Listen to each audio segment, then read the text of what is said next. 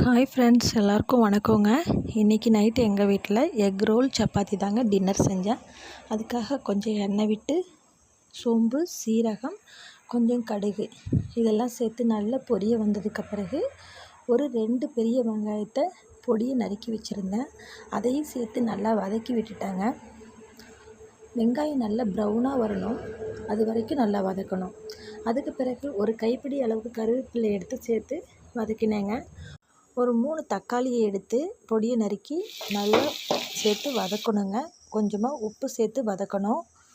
அதுக்கு பிறகு 1 டீஸ்பூன் மிளகாய்த்தூள், 1 டீஸ்பூன் மல்லித்தூள், 1 டீஸ்பூன் சிக்கன் மசாலாத்தூள் 3த்தையும் சேர்த்து நல்லா வதக்கி விட்டேங்க.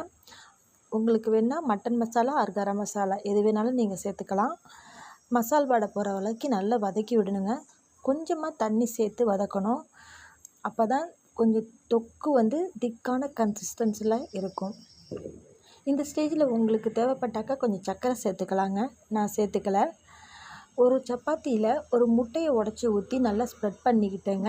சப்பாத்தியை நல்லா திருப்பி போட்டு எடுத்தேன். முட்டை நல்லா வெந்து வந்ததுக்கு பிறகு நம்ம செஞ்சு வச்ச அந்த தொக்கை சென்டரில் வச்சு நல்லா ரோல் பண்ணிக்கிட்டேங்க. அந்த தொக்கோடு சேர்த்து இந்த சப்பாத்தி, முட்டை எல்லாம் சாப்பிடும்போது நல்ல டேஸ்ட்டாக இருக்குங்க. உங்களுக்கு தேவைப்பட்டால் கொஞ்சம் சட்னி வச்சுக்கலாம், இல்லைன்னா அந்த தொக்கு மட்டுமே போதுங்க. ரொம்ப நல்லா இருக்குங்க இந்த சப்பாத்தி. வீட்டில் ட்ரை பண்ணி பாருங்கள். ஓகே ஃப்ரெண்ட்ஸ், உங்களுக்கு பிடிச்சிருந்தால் லைக் பண்ணுங்கள்.